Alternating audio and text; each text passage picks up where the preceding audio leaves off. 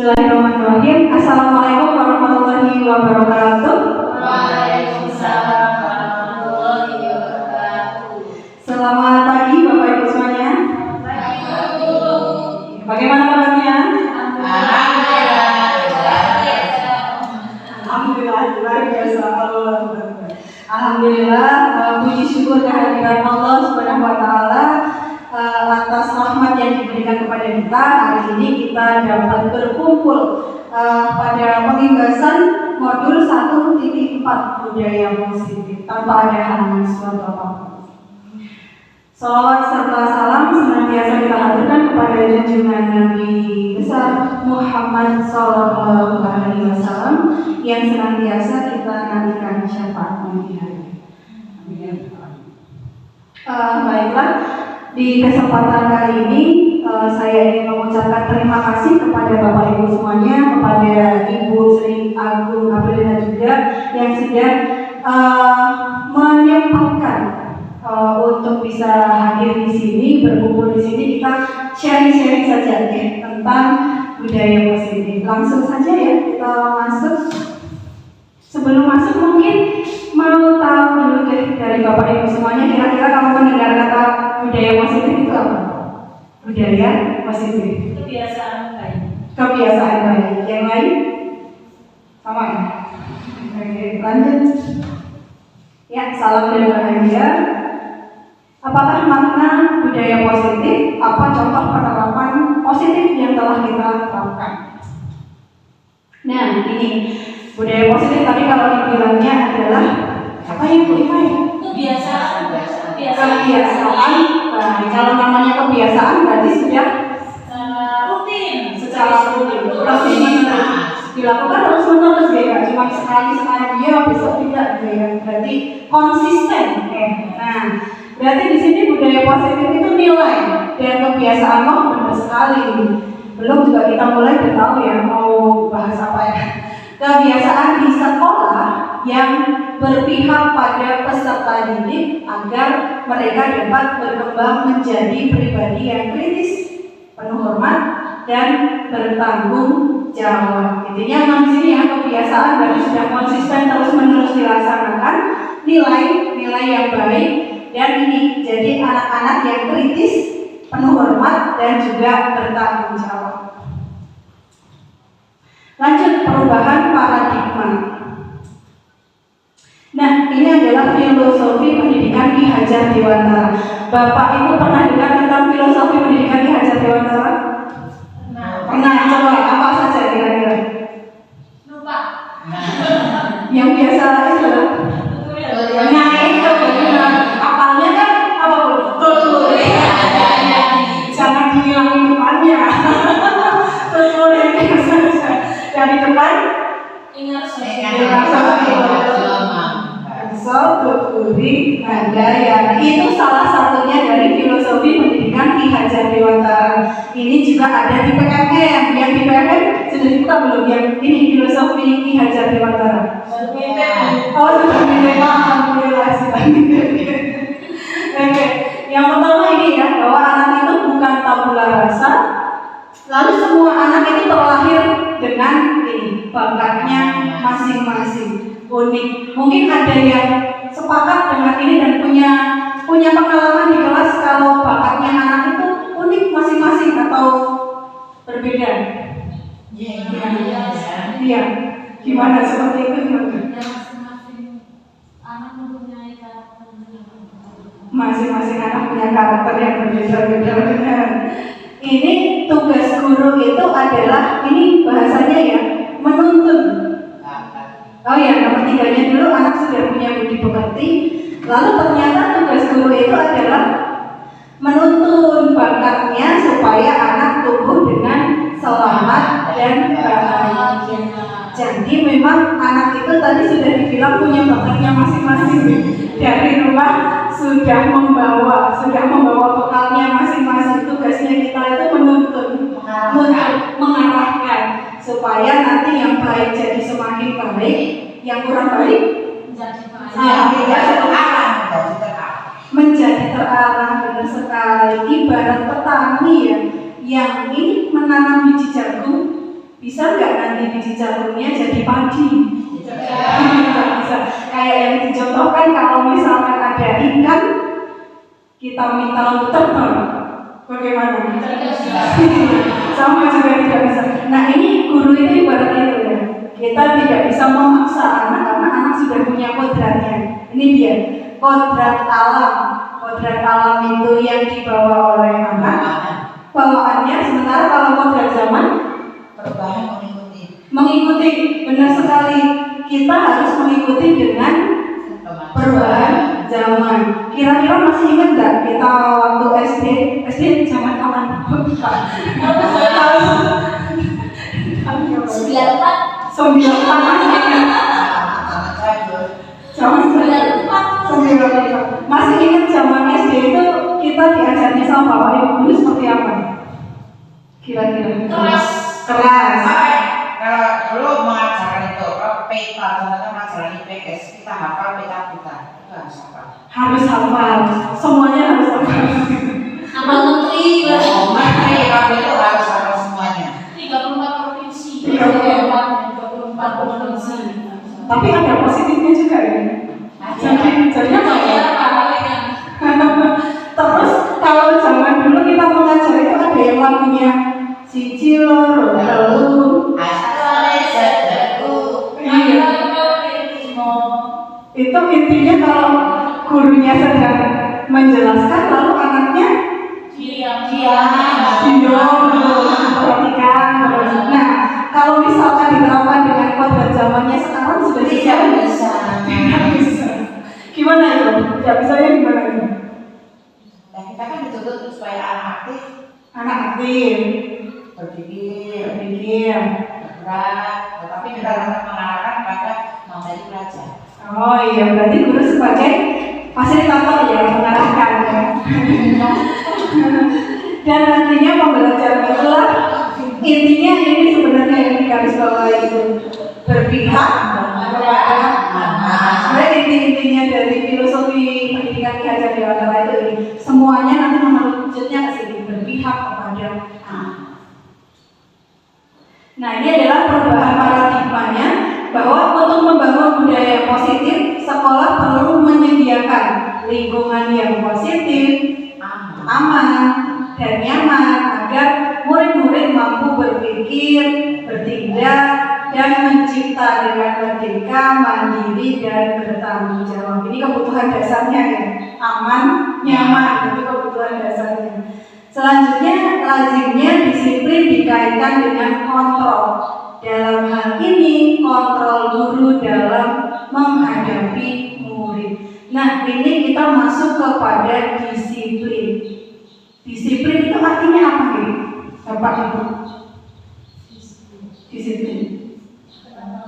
Bertanggung jawab. Jadi yang mengontrol murid adalah guru. Ini adalah ilusi menurut paparan Dr. William Basa. Pernah dengar belum? Baru kali ini alhamdulillah pernah dengar sekarang ya. Nah ini adalah miskonsepsi. Miskonsepsi itu kesalahan konsep tentang kontrol.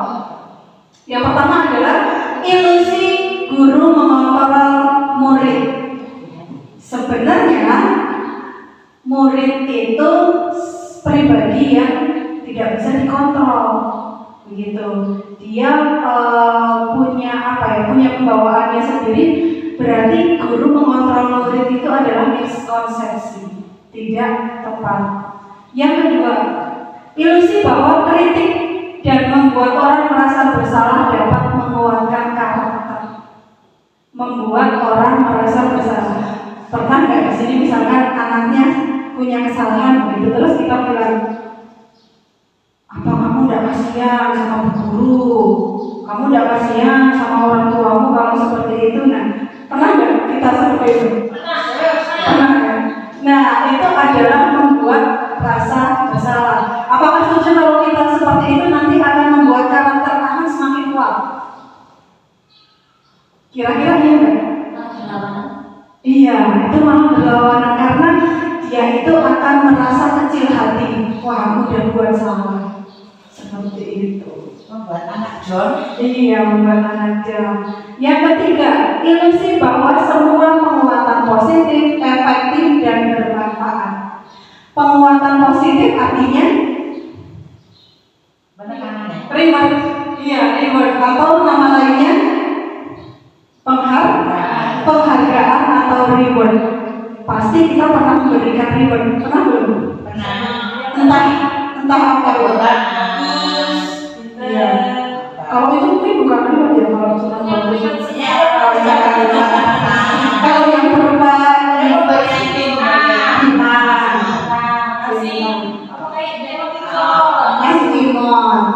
Nah, nanti kita akan sampai ke sini bahwa ternyata penguatan positif itu adalah hukuman. Belum masuk, masih begitu. Penguatan positif itu hukuman dan penguatan positif itu mematikan kreativitas. Nah, nanti kita sampai ke situ. Loh, kok bisa begitu? Coba, apakah iya ya? Apa tidak ya? Lanjut ke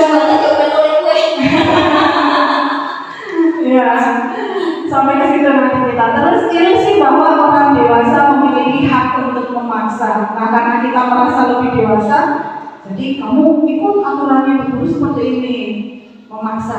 Gitu. Lanjut. Ini adalah tentang teori kontrol. Ilusi paradigma dari stimulus respon menjadi teori kontrol. Kita lihat satu saja contohnya, misalkan mencoba mengubah orang agar berpandangan sama dengan kita, itu stimulus respon yang tadinya kemudian berubah menjadi paradigma baru bahwa kita berusaha memahami pandangan orang lain tentang dunia. Jadi kita pahami pandangan dari orang lain. Nah, ini tentang teori kontrol. Nanti kita ulas lebih dalam lagi. Tadi sudah ditanyakan makna disiplin. Disiplin itu benar sekali tadi dikaitkan dengan tata tertib, teratur, kepatuhan pada peraturan. Disiplin juga dihubungkan dengan hukuman.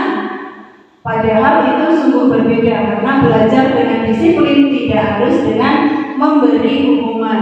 Justru itu alternatif terakhir.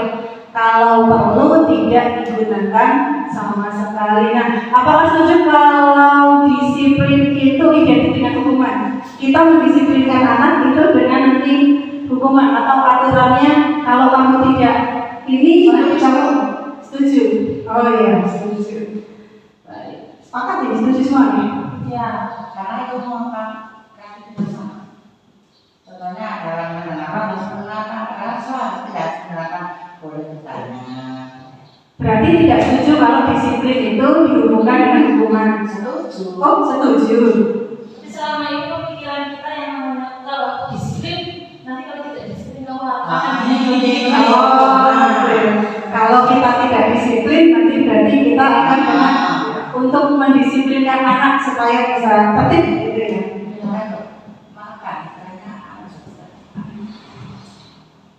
Oke, ini Ki Hajar Dewantara itu menyampaikan bahwa untuk mencapai kemerdekaan atau dalam konteks pendidikan kita saat ini dan untuk menciptakan murid yang merdeka di sini maksudnya apa ya, Mbak Ibu? Punya kebebasan. Dalam berpikir, berkreativitas. Dalam berpikir dan juga berkreativitas. Murid saja yang merdeka atau gurunya? Juga. Dua-duanya itu. Oh iya.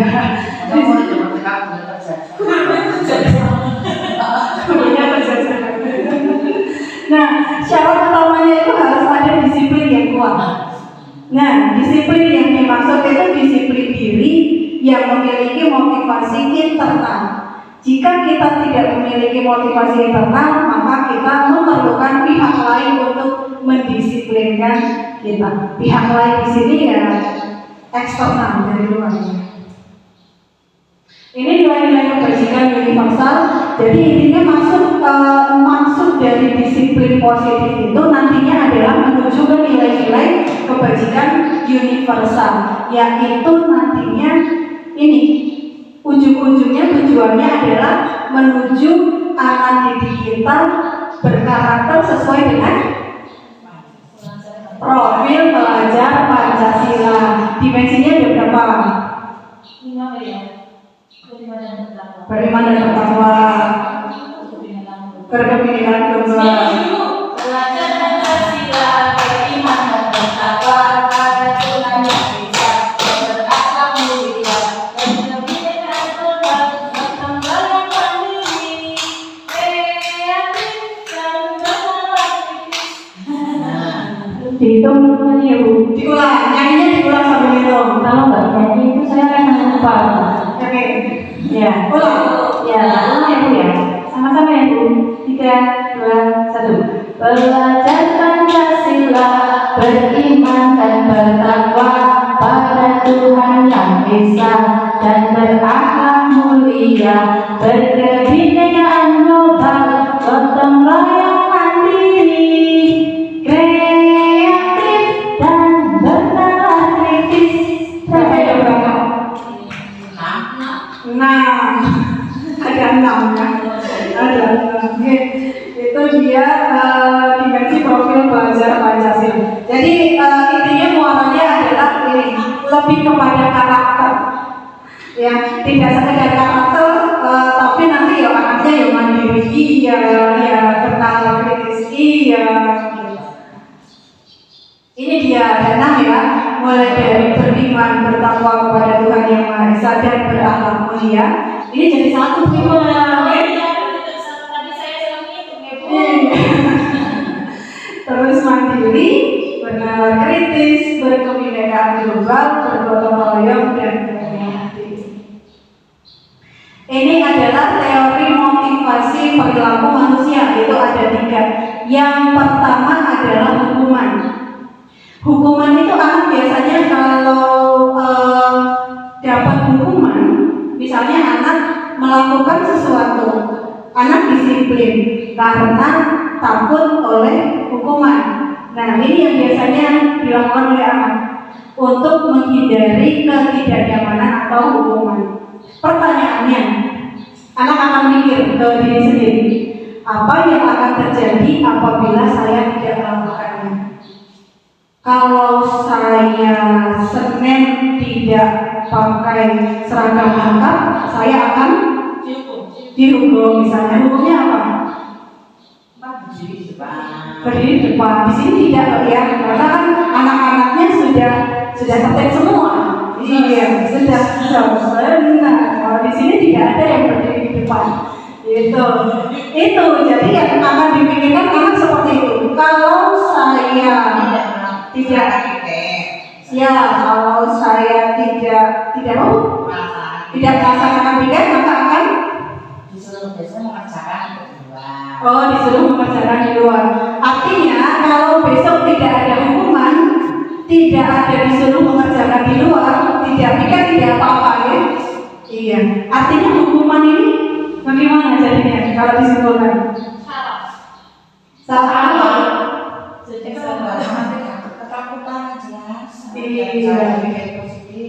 Oh ya seperti itu. Jadi kalau tidak ada hukumannya, anak tidak melakukannya ya. Artinya itu motivasinya dari luar.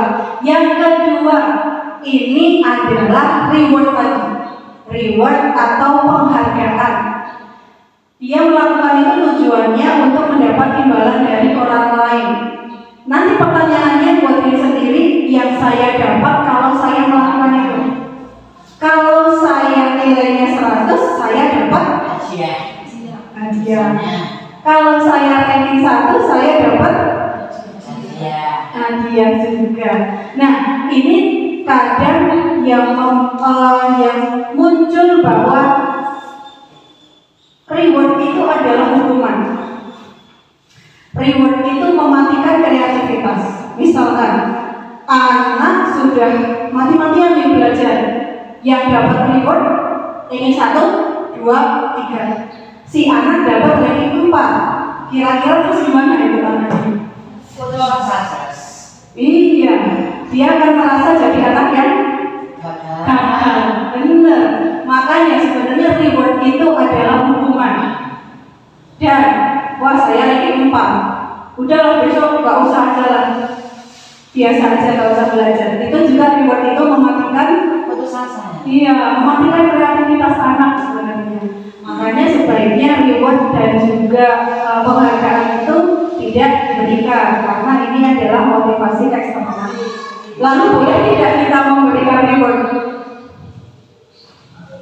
Ya mungkin boleh, tetapi yang bisa membuat anak tidak bersasaran. Biasanya kalau itu bisa menimbulkan kebencian jika yang kakak bisa menjadi kebencian kepada gurunya maupun kepada teman yang menerima. Iya. Makanya diberi itu bentuk lain. Ya dalam bentuk lain mungkin. Apa itu? Bukan berupa barang. Barang tapi bisa dari tadi. Karena Misalnya, iya, karena nanti misalkan si guru terbiasa dapat stiker, dari Bu Iva. Nanti Bu Kris masuk kelas, oh nggak dapat stiker, nggak mau ikut, nggak mau. Kira-kira begitu bisa terjadi nggak? Bisa, tapi kalau kelas rendah kan cukup tepuk tangan. Iya, jadi cukup tepuk tangan karena anak yang dipikirkan nanti saya dapat apa jika saya melakukannya. Sebenarnya reward ini bisa kita ganti dengan apresiasi. Bedanya reward dengan apresiasi, kalau reward itu kita janjikan nanti kalau anak-anak bisa A, tak kasih B. Tapi kalau apresiasi itu tidak dijanjikan. Oh anak bisa berhasil apa, kita beri sesuatu, itu namanya apresiasi tanpa menjanjikan sebelumnya. Dan peningkatan sekecil apapun yang tadinya anak di kelas jalan-jalan terus, bisa nulis satu baris, diberikan apresiasinya, itulah apresiasi. Boleh diberikan. Berarti ujian termasuk apresiasi. Ujian kalau diberikannya setelah, iya termasuk apresiasi. Yang ketiga, nah sebenarnya ini yang paling utama adalah kita melakukan disiplin atau anak melakukan disiplin itu untuk menghargai diri sendiri, menjadi insan sesuai harapan. Jadi nanti pertanyaan yang muncul adalah saya akan menjadi orang yang seperti apa bila saya melakukannya. Jadi itu dia sudah motivasi internal, tujuan dari disiplin positif, tanpa adanya hukuman, tanpa adanya reward, anak sudah melakukannya dimanapun tanpa ada yang mengawasi gitu. Contohnya misalkan yang sederhana buang sampah. Kalau yang seperti ini bagaimana kira-kira? Yang anak sudah motivasi internalnya sudah ada. sudah otomatis. Iya, otomatis. Begitu lihat sampah langsung dipungut. Betul. Karena anak sudah mendapat kompetensi sendiri membuang sampah-sampahnya, disiplin, terus menjaga kebersihan juga, kesehatan. Sudah sadar diri. Sadar diri ya Bu, yang kita harapkan nanti seperti itu ya Bu. Semoga nanti ke depannya seperti itu. Anak sudah sadar diri bahwa membuang sampah di tempatnya itu penting. Jadi tanpa diminta, nanti kamu kalau bisa membuang sampah guru tambah nilainya. Tanpa perlu seperti itu ya. Anak sudah bisa, paling tidak kita mulai dari sampahnya sendiri buang. Kalau nanti bisa meningkat, lihat sampah dimanapun dibuang, itu sudah tahapan benar-benar tujuan disiplin positifnya kita tercapai. Inilah tadi yang dinamakan dihukum oleh penghargaan, karena nanti pengaruhnya ya jangka pendek dan jangka menengah juga ya. Penghargaan menghukum, penghargaan mengurangi ketepatan, dan penghargaan itu sebenarnya tadi tidak efektif. Ini juga benar tadi sudah dibilang duluan, penghargaan berusaha luhur itu sudah bilang duluan. Pengalaman. Jangan banyak kebencian, di hati juga. Iya benar ya. Nah, lanjut.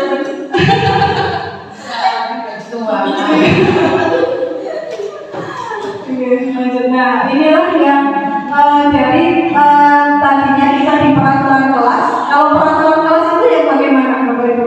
Tertib di dalam kelas. Oh, contohnya seperti itu. Peraturan kelas dibuat oleh Semua kelas itu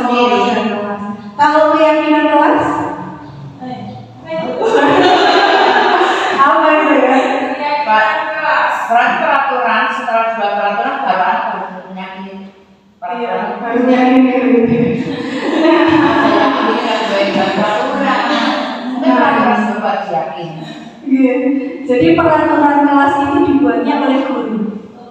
Iya. Kalau kalian terlambat masuk ke kelas nanti apa? Kalau kalian tidak mengerjakan PR nanti apa?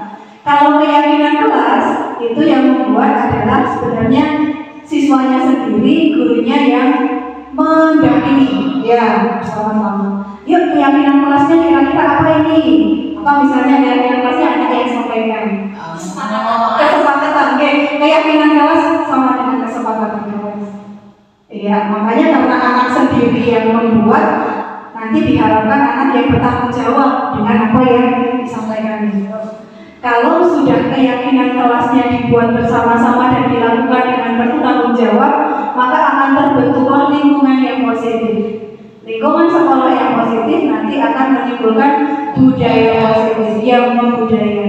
Anaknya nanti sudah membudaya. Ini adalah keyakinan kelas, hukuman dan penghargaan. Kenapa tidak peraturan saja? Kenapa harus keyakinan kelas? Kenapa? Karena secara keyakinan kan cenderung anak bisa melanggar peraturan itu tersendiri. Kalau ke peraturan nanti cenderung bisa melanggar. Kalau tidak keyakinan. Kalau keyakinan kan sudah jadi dalam hati. Sudah dari dalam hati. Iya, kalau keyakinan kelas sudah dari dalam hati. Nah, sekarang saya mau tanya deh sama Bapak Ibu.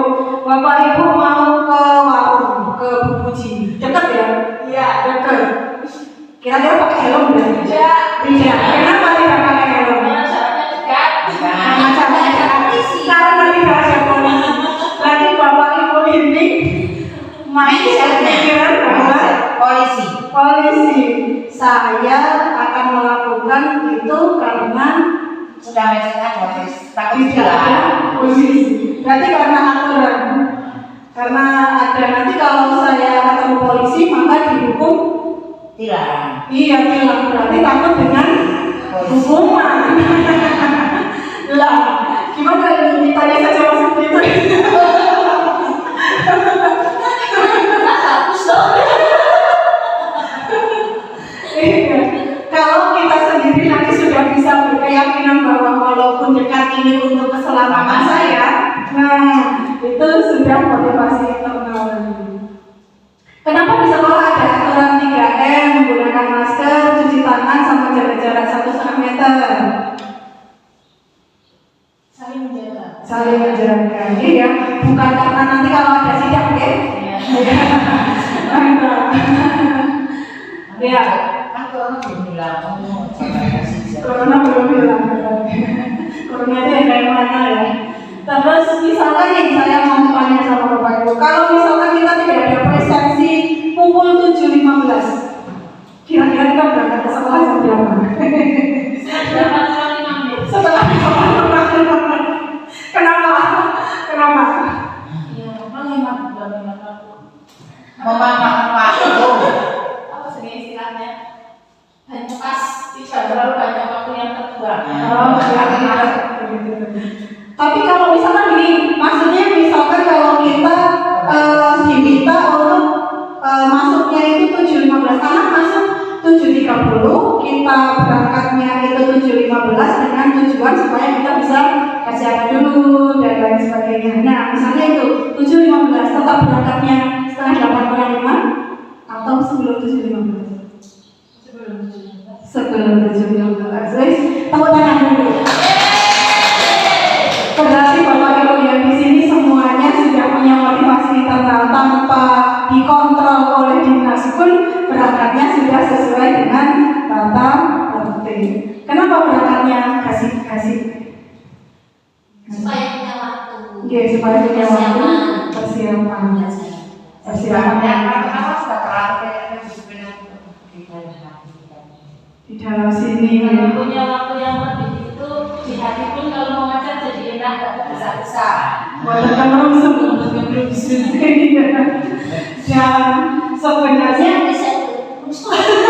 tidak kemerusung.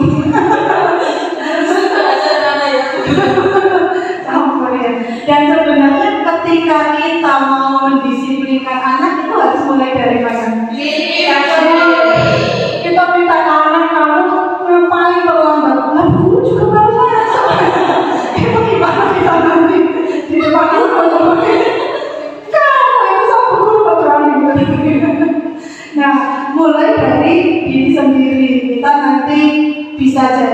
latihan buat anak gitu, dan itu motivasi intrinsik.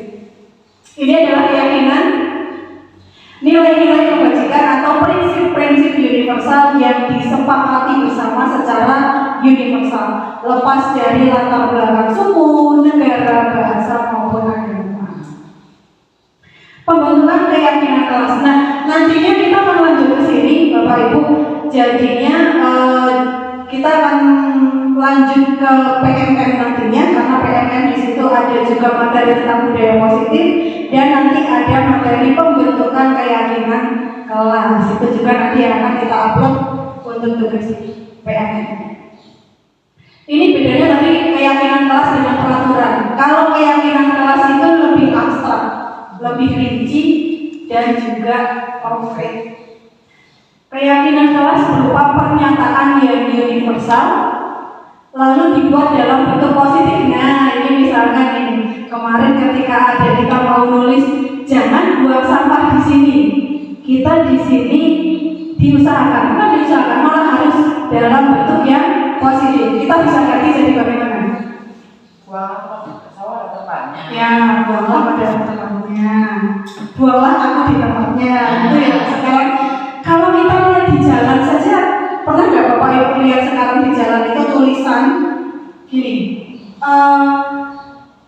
orang tua berhati-hatilah, orang tua dan anak menunggu di rumah, gitu.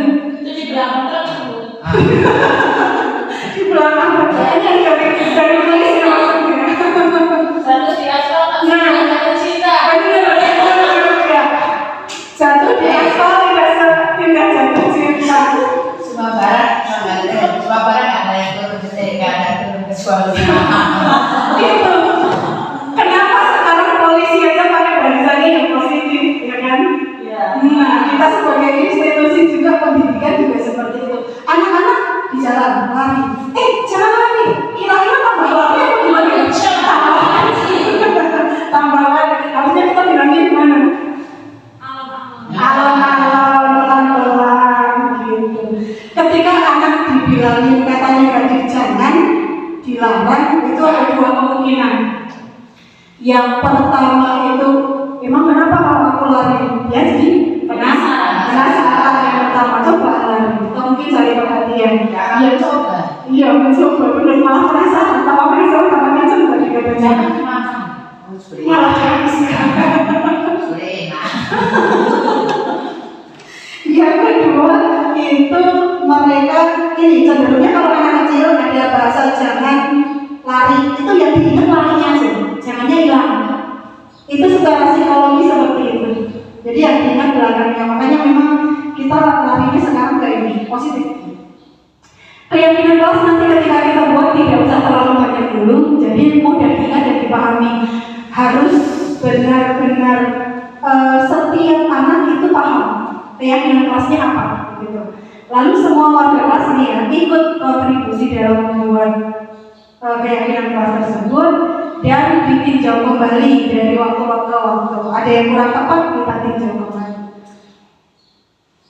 Ini peraturan dan juga keyakinan kelas. Misalkan peraturan, kembalikan buku ke tempatnya. Ini nilainya adalah tanggung jawab dan selanjutnya. Nah, ini ada sebuah kasus. Ini Iva kurang kok Iva ya pas banget ya. Iva kurang menguasai pelajaran matematika. Sehingga pada saat pelajaran tersebut berlangsung banyak diam diri atau malah gambar. Nah, saat guru matematikanya Pak Seno itu tanya pada Iva, tiba-tiba nanya, jadi Pak Senonya kan perhatikan kok malah gambar. Jadi tanya, Ivanya jadi gugup dan tak sengaja menjatuhkan tasnya dari kursi serta tiba-tiba menjadi gagal pada saat berupaya menjawab. Seluruh kelas pun tertawa melihat perilaku Iva yang berjalan tergagap dan terkejut. Pak Seno saat itu membiarkan teman-temannya menertawakan Iva yang tergagap dan malu luar biasa, dan malahan minta Iva untuk maju ke depan dan berdiri di depan kelas sambil menunjuk hidungnya karena tidak bisa menjawab pertanyaan Pak Seno.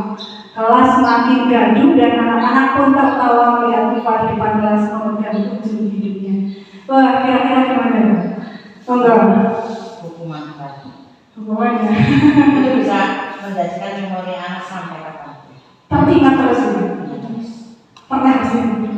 Kalau gimana ya? Pernah jadi anaknya. Pernah menangis nih. Kalau jadi anak. Ya, ya kalau jadi pas saya akan menangis jadi. Ya itu membiarkan menjadikan memori anak yang tidak baik karena guru itu tidak harus kata-kata guru pun itu bisa menjadi apalagi sampai praktek. Iya. Berarti ini akan diingat terus. Seharusnya bagaimana ini Pak Seno? Memberikan waktu dulu kepada Iva. Memberikan waktu kepada Iva untuk berpikir, memahami dulu pelajarannya. memahami pelajaran. Terus ada apa lagi? Menanyakan sedang menggambar apa sih Pak? Iya, menanyakan sedang menggambar apa sih Pak? Jadi Pak Senonya tidak paham ya, kenapa kok ketika pelajaran matematika Ivanya malah menggambar. Oh ternyata karena tidak paham. Berarti seharusnya melakukan pendekatan.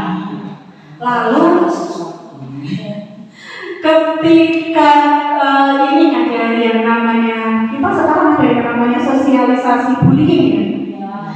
Kadang kita fokusnya bullying itu anak ke anak, padahal guru ke anak itu juga bisa bullying. Gitu aja nggak bisa, itu yang bullying. Hanya seperti itu saja. Ini yang dilakukan Pak Seno itu juga termasuk oh ini bullyingnya dan membiarkan Menjadi terpapar. Untuk masuk pasal KUHP ini. pasal tidak kebayang Perbuatan tidak dinyatakan. tidak kebayang kalau jadi Iva ya. Malunya terus. iya, bukannya dia jadi semangat bagaimana bisa supaya belajar matematika, malah jadi tambah down, bisa jadi tambah gak suka dengan gurunya. Tapi itu bisa juga menjadikan pemicu untuk belajar dia, tapi tetap ada kerja kepada gurunya. Oh ya, ada pemicu supaya saya ingin muncul, ingin bisa. Dia ini bisa, tetapi tetap ada jumlahnya tetap ada. Tetap aja ya. Jadi sebisa mungkin jangan harus sana. Dalam menjalankan peraturan ataupun keyakinan kelas, bila mana ada pelanggaran, tentunya sesuatu harus terjadi. Untuk itu kita perlu meninjau ulang tindakan penegakan peraturan atau keyakinan kelas atau sekolah kita selama ini. Tindakan terhadap suatu pelanggaran itu pada umumnya berbentuk hukuman atau konsekuensi. Nah, kita akan belajar tentang hukuman dan juga konsekuensi. Pernah dengar konsekuensi? Konsekuensi akibat yang akan diterima. Berarti konsekuensi dengan hukuman apakah sama? Beda. Bedanya. Kalau hukuman itu apa ya? Dari kalau eksternal. Kalau hukuman itu jadi hukuman abstrak ada dan konkretnya. kalau konsekuensi itu yang menerima diri sendiri. Ini masih macam-macam ya. Seperti ini misalnya kemarin kalau Bapak Senam itu kan umpamanya ada yang merusak kursi atau apa, nanti itu sudah mendapat hukuman, nanti ada hukumannya. Nah itu kan disuruh mengganti, nah itu konsekuensinya mengganti. Jadi mengganti kursi itu adalah konsekuensi. Ya, bentuk tanggung jawabnya gimana? Nah, ini adalah perbedaan hukuman dan juga konsekuensi. Hukuman itu sesuatu yang menyakitkan, harus terjadi. Kalau konsekuensi ya harus terjadi. Hukuman itu bisa membuat anak sakit fisik maupun hatinya dalam jangka waktu lama. Kalau konsekuensi itu tidak nyaman dalam jangka waktu yang pendek. Kalau hukuman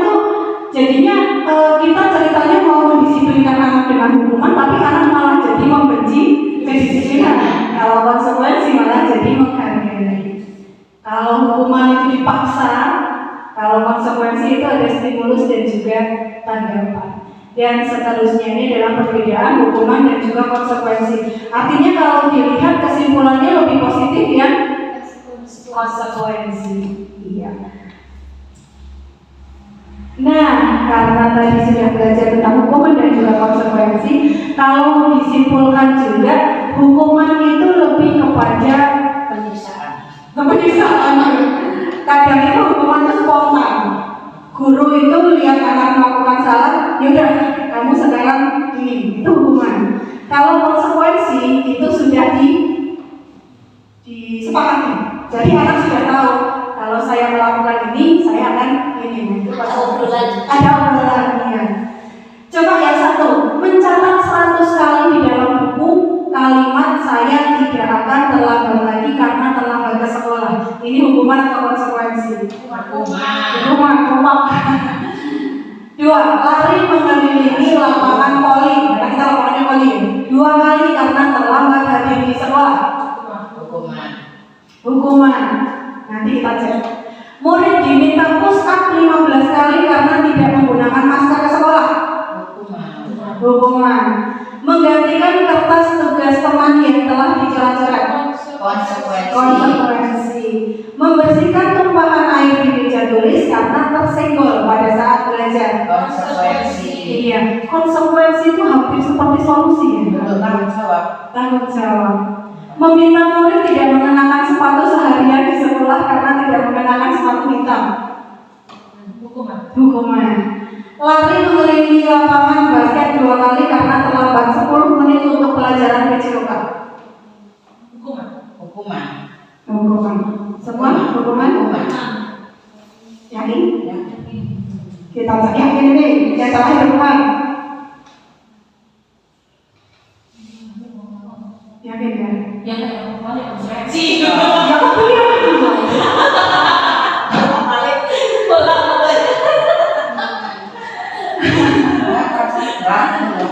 Yang lain sudah benar, tapi yang terakhir ini adalah konsekuensi. Karena saya karena itu berhubungan dengan mata pelajarannya. Iya, betul sekali. Karena posisi sama di lapangan. Pelajaran PJOK. Kalau terlambat berarti anak terlambat apa awal-awal? Pemanasan. Jadi ini keliling lapangannya 2 kali ini sesuai karena pelajaran PJOK anak berarti ikut pemanasan. Nah itu konsekuensi. Iya sesuai yang lain ya. Ini sesuai. Nah ini adalah kebutuhan dasar. Setiap anak itu punya kebutuhan dasar. Mulai dari bertahan hidup, lalu anak itu masih suka senang-senangnya. Terus kebutuhan cinta kasih atau diterima, kebutuhan penguasaan dan kebebasan. Ini yang paling tinggi, penguasaan. Ini ada lagi kasus Bu Ani guru kelas 5 bingung menghadapi ulah salah satu murid di kelasnya si Agus. Beberapa anak telah datang dan mengeluhkan Agus yang seringkali meminta bekal makan siang mereka dengan paksa. Jika Anda menghadapi situasi seperti Bu Ani, apa yang akan Anda lakukan? Lalu kira-kira apa alasan Agus melakukan itu? Jadi ngambil bekal punya teman-teman. Nah, kira-kira gimana? Kita menghadapinya mau bagaimana? Menghadapi si Agus? Mencari tahu alasan kenapa si Agus meminta bekal teman-teman. Betul sekali, mencari tahu alasannya kenapa. Ini nanti hubungannya sama ini. Kalau sudah kita tahu alasannya, baru bisa kita menentukan solusinya. Karena ada kadang anak ngambil kayak itu iseng aja biar dapat perhatian. Nah, ada yang iya, kalau karena lepas sudah tidak lagi nanti ya cara kita kalau karena lepas nanti berarti tiap hari bawa bekal itu nanti kalau jawabannya si Agus karena lapar berarti kebutuhannya adalah bertahan hidup. Kalau karena senang temannya jadi memperhatikan berarti kebutuhan cinta dan kasih sayang. Kalau dia merasa hebat karena temannya jadi takut, berarti nanti kebutuhannya adalah penguasaan. Kalau dia bosan dengan bekal yang dibawakan ibunya karena sama saja, jadi kebutuhannya adalah kebebasan, pengen yang lain. Kalau iseng saja, nah ini kebutuhannya adalah kesenangan. Kalau kembali lagi ke anak itu pribadi yang unik, punya potensinya masing-masing. Ini kalau dilihat anak di kelas kita semuanya punya ini, masing-masing ini aja ya. Kebanyakan yang atas itu. Kebanyakan yang atas yang ini yang supaya diperhatikan, cari perhatian.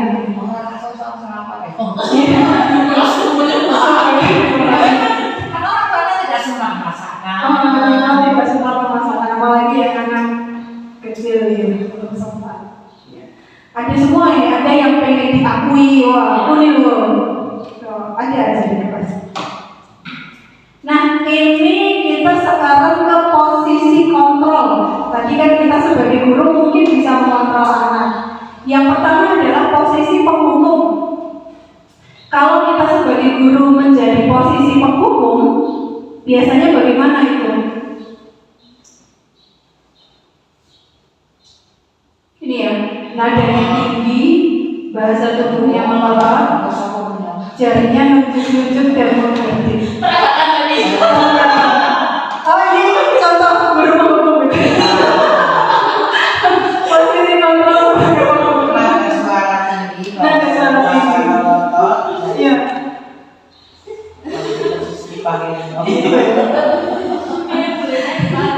Ini kalau ketawa ini curiganya menuju ke seseorang biasanya. Ada banget diri sendiri. Oh iya. Kan kita mau lagi maksudnya. Bulan ini biasanya itu kalau di kelas 1 bulan ini. Wah, itu juga ada. Wah, itu juga. Duduknya. Misalnya ini, Aku aja dong. terlambat lagi, selalu datang terlambat. Kamu bisa tepat waktu. Itu termasuk di kata-kata itu. Penghukum. Iya, bahasanya telat terus. Kapan sih telat? Nah, kayak gitu. Itu tidak boleh. Iya kan harusnya ditanya kenapa mas kok terlambat. Soalnya. Kalau anak di posisi yang gurunya menghukum seperti ini, kira-kira anaknya bagaimana? Wah, tambah kunci loh. Tambah. Nggak ada harganya ini. Anak akan ini ya, tidak menyukai peraturan ini. Katanya usahakan doa. Jadi kalau terlambat yang akan saya lakukan adalah terlambat. Malah Dengan besok jangan terlambat, besok tidak terlambat. Jadi ternyata dia besok saya tidak terlambat. Oh iya. Itu ucapan dengan doa. Iya, ucapan anak lain. Terlambat malah terlambat. Nampak lagi. Yang kedua adalah posisi pembuat rasa bersalah. Kalau ini gurunya sudah lebih lembut ini, suaranya lembut, lalu biasanya hening, membuat orang lain tidak nyaman, bersalah atau rendah diri. Itu. Nah, kamu gimana ya? Kamu gak kasihan sama ibu? Nanti ibu dimarahin loh kalau kamunya nakal. Kamu gak kasihan sama ibumu udah kerja, udah ngasih samu, kamu kok malah kayak begini. Orang seperti itu ya. Bagas, gak kasihan sama ibu.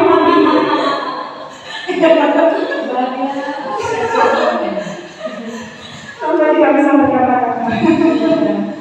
Nah, itu kira-kira anaknya bagaimana kalau ini? Anaknya merasa bersalah. Iya, dia rendah diri dan merasa bersalah. Betul lah, nanti saya itu sudah salah. Dia kan terkurung dalam kesalahan. Nah, posisi yang ketiga adalah teman.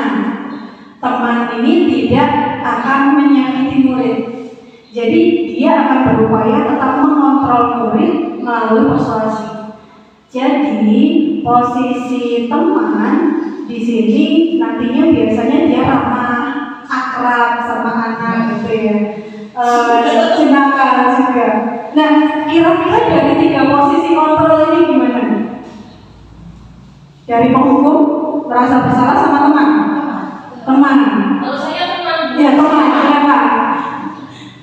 Jadi akrab dengan anak. Jadi akrab Ya, dengan anak anak. tidak terbebani. Anak tidak ada beban. Anak ada rasa takut. Disiplin itu akan tumbuh jadi dalam diri sendiri. Disiplin akan tumbuh dari dalam diri sendiri. Oke.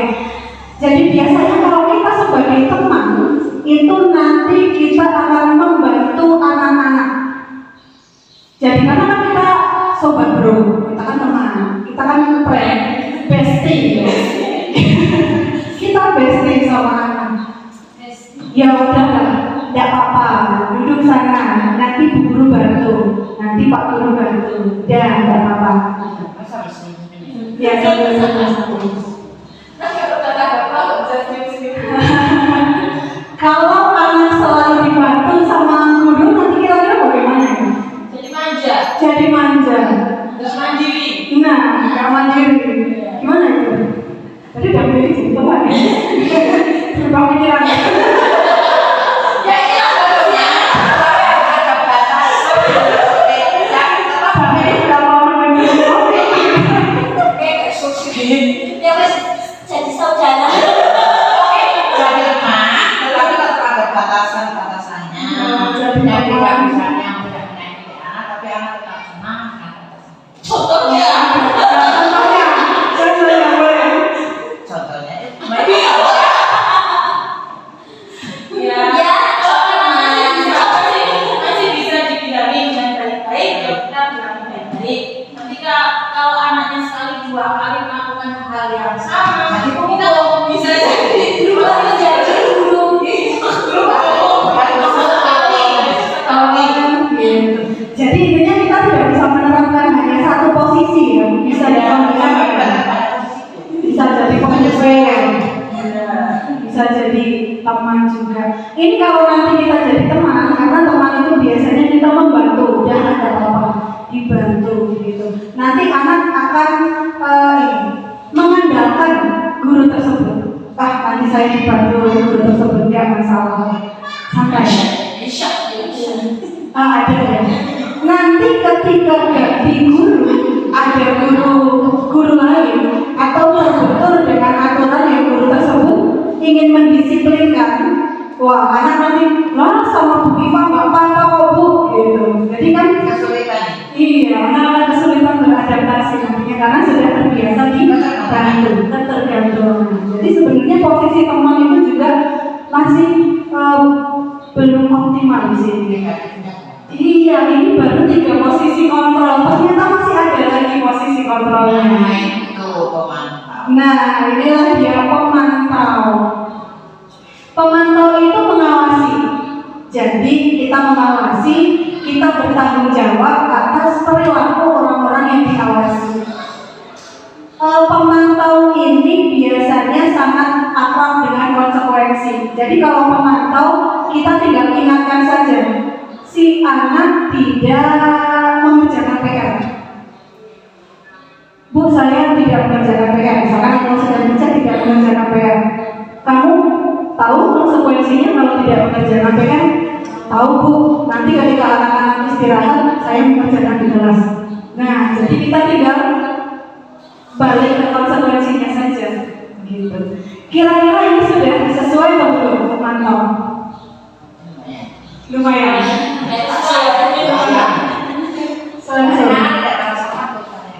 Anak tidak terasa takut. Ada negatifnya nggak sih? Biasanya tidak melakukan Tidak melakukan. Ada kekurangannya nggak dari pemantau? Kira-kira ada. Apa? Kekurangannya misalnya kalau tidak mengerjakan PR, saya tidak mengerjakan PR, nggak apa-apa. Nanti saya mengerjakan pada saat istirahat, nggak apa-apa. Menyepelekan gitu ya. Terus kira-kira kalau nanti teman-temannya main, dia tidak main, nanti gimana ini? Menghilangkan anak-anak untuk bermain nggak ya? Iya.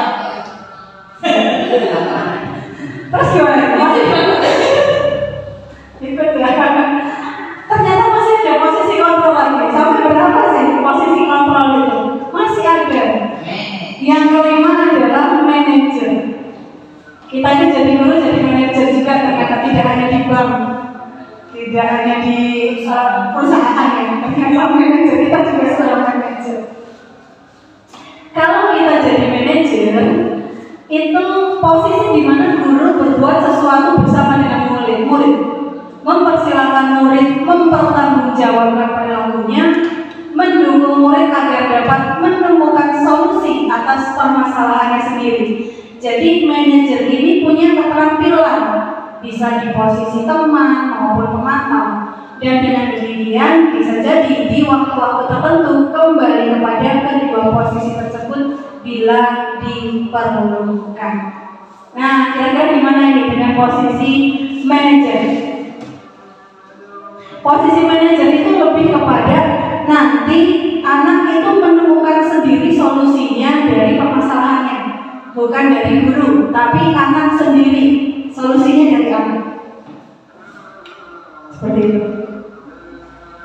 Nah, kira-kira gimana ini dengan posisinya manajer? Akhirnya malah kalau posisi manajer itu guru yang berbakat sesuai kondisi. Oh, Bisa menjadi guru apa yang pertama, guru yang membuat anak merasa bersalah, akan juga bisa menjadi guru yang gitu. Jadi kalau manajer itu lebih kepada nanti mengacu kepada segitiga restitusi. Nanti ada sedikit tentang segitiga restitusi. Jadi nantinya ini akan menjadikan murid itu menjadi merdeka, mandiri dan juga bertanggung jawab.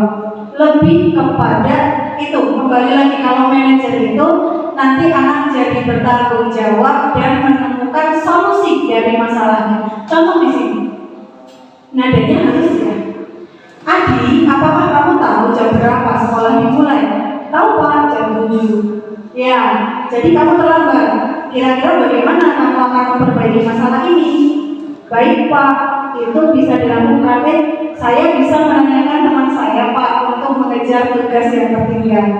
Baik, itu bisa dilakukan. Apakah besok akan ada masalah untuk kamu agar bisa hadir tepat waktu ke sekolah? Tidak Pak, saya bisa hadir tepat waktu. Baik, saya hargai usahamu untuk memperbaiki diri. Jadi ini solusinya adalah dari anak. Saya tanyakan teman saya Pak, gitu. Jadi solusinya bukan dari guru. Kalau yang tadi yang keempat itu solusinya adalah kalau pemantau itu hanya kembali ke konsekuensi. Oh kamu terlambat, maka kamu akan A.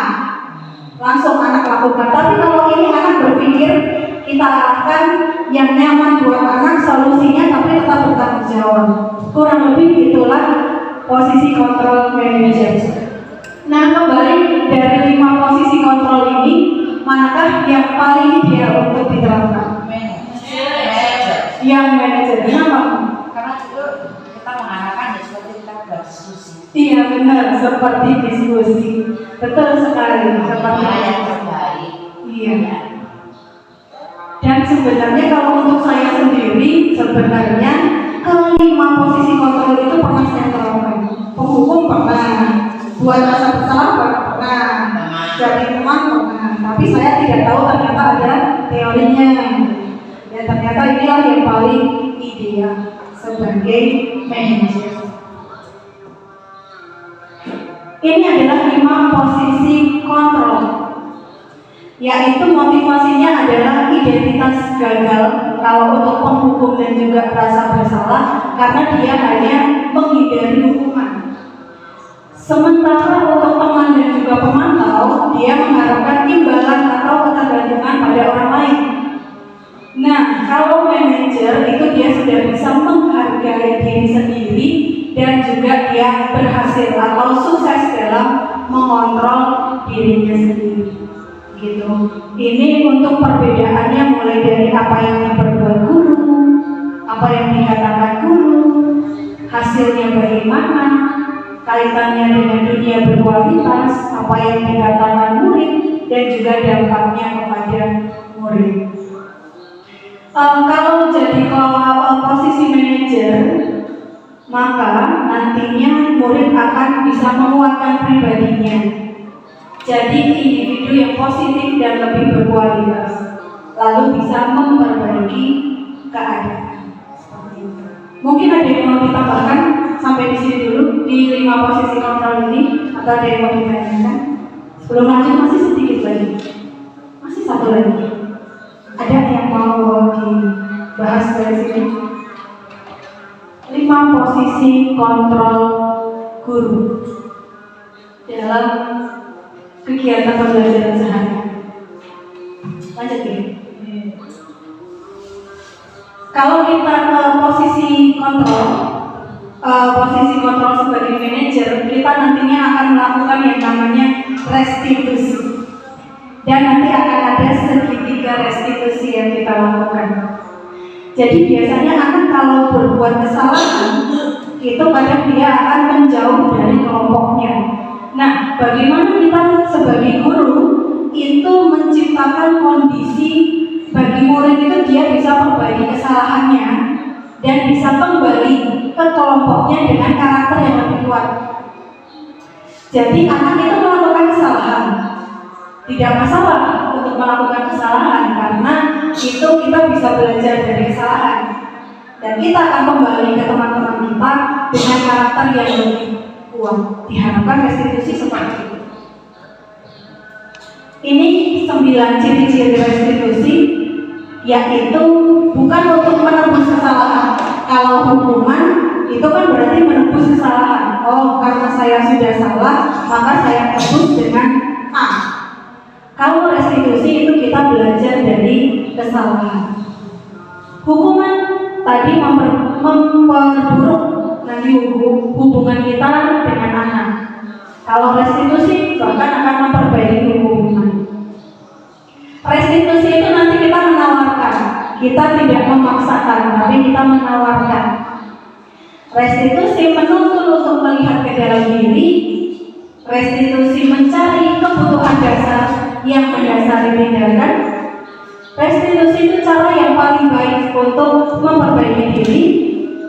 Dan ini lebih fokus ke karakternya, bukan tindakan, tapi karakternya supaya bisa lebih baik lagi. Fokus juga kepada solusi dan mengembalikan murid kepada kelompoknya. Supaya kadang ada anak yang sudah berbuat salah itu mau kembali ke kelompoknya, malu atau dibully dan lain sebagainya. Ini nanti dia bisa kembali lagi ke kelompoknya dengan karakter yang lebih baik. Oke, ini yang terakhir tentang segitiga restitusi. Jadi intinya dari segitiga restitusi, ketika anak berbuat salah, kita sebagai posisi manajer, maka yang kita lakukan adalah 3 segitiga ini. Yang pertama, validasi tindakan yang salah. Ini. Jadi di sini kita menanyakan kepada anak. Tadi sudah disampaikan yang pertama, kalau anak salah pasti ditanya dulu alasannya. Ditanya dulu ayat alasannya itu apa. Nah, tapi sebelum itu kita ke bawah dulu di sini. Jadi ada 3, ada menstabilkan identitas, validasi tindakan yang salah, dan juga menanyakan keyakinan. Mulai dari bawah. Menstabilkan identitas. Kira-kira gimana ini? Menstabilkan identitas dari bahasanya. Ya, silakan. Setiap orang pasti pernah melakukan salah. Ya, setiap orang pasti pernah melakukan salah.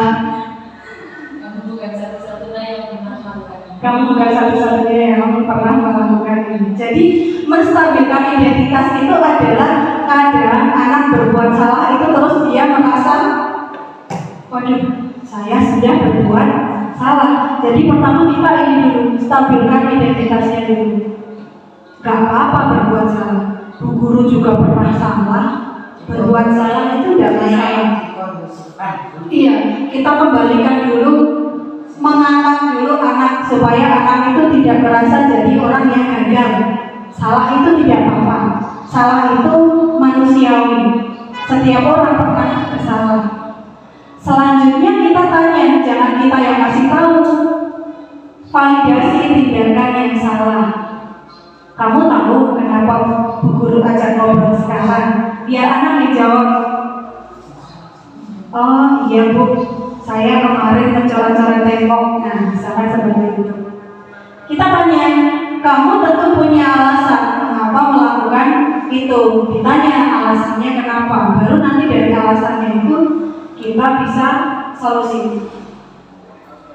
Sekarang kita tanyakan keyakinannya. Kamu masih ingat nilai-nilai apa yang telah kita sepakati? Ingat Bu, menjaga kebersihan, memperhatikan di kelas dan selanjutnya. Ini anak yang sampaikan.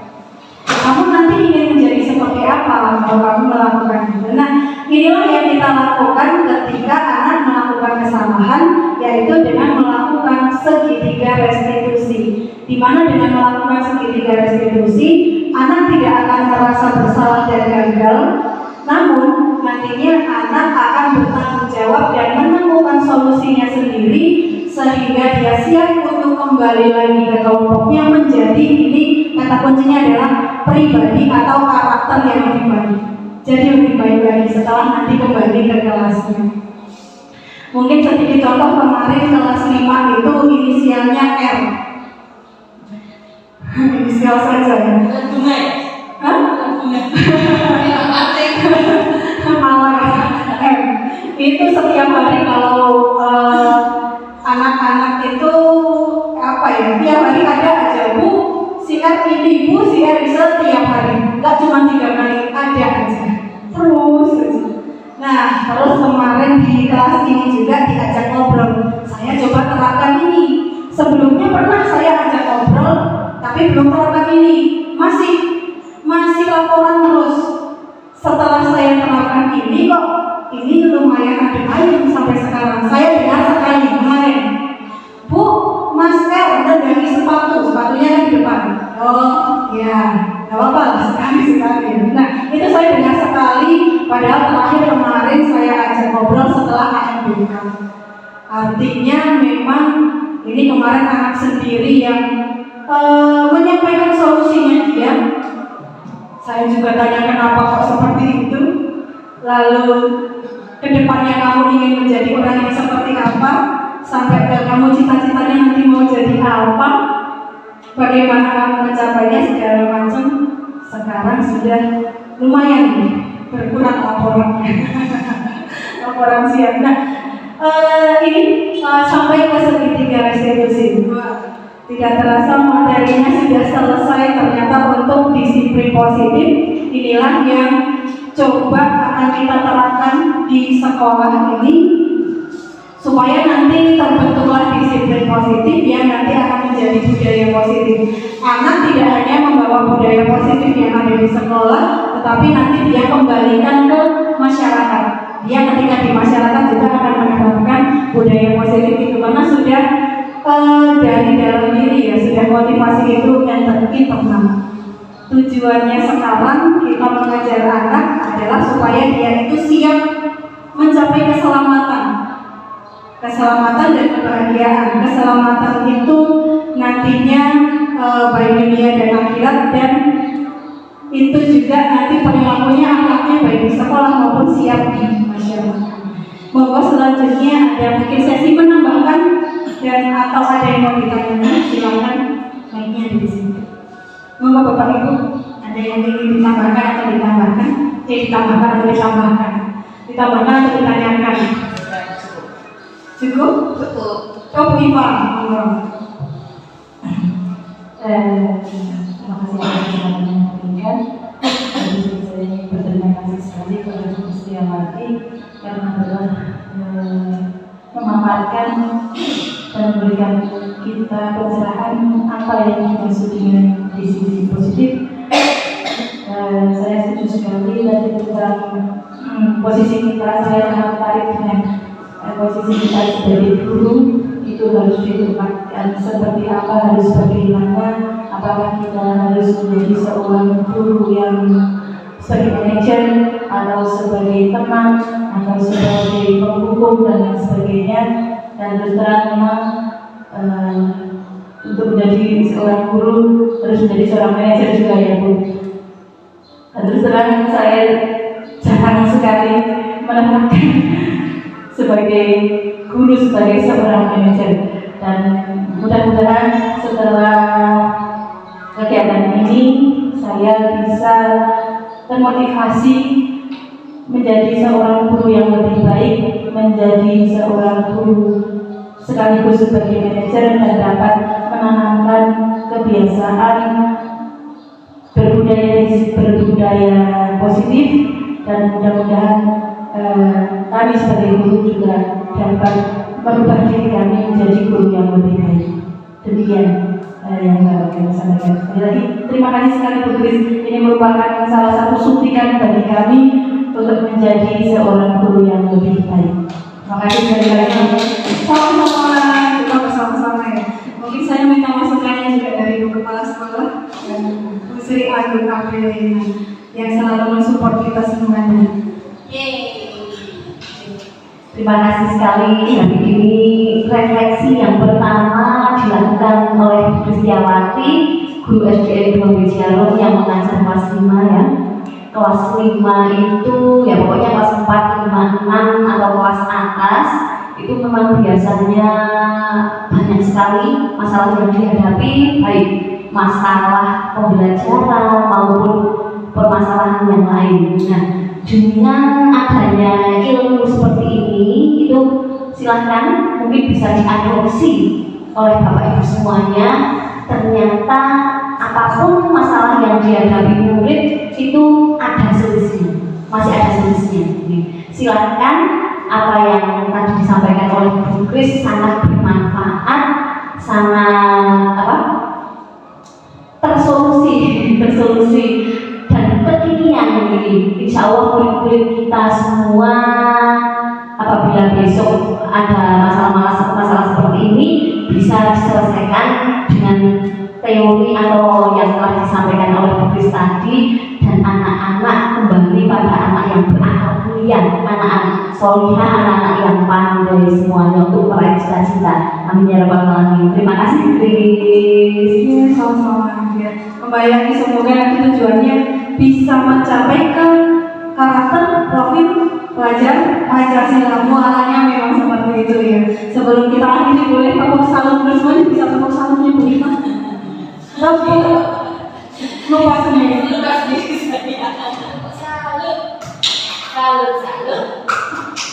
Salut.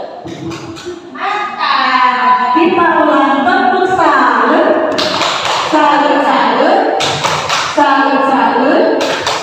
Mantap. Terima kasih sudah hadir semuanya. Iya, salut buat guru-guru Bapak Ibu semuanya hebat. Semoga kita semuanya bisa menjadi guru profesional semuanya ya, yang bisa membuat nanti anak-anak kita menuju anak-anak yang berkarakter, siap untuk kembali ke masyarakat menuju profil belajar Pancasila. Oke, saya akhiri. Wassalamualaikum warahmatullahi wabarakatuh.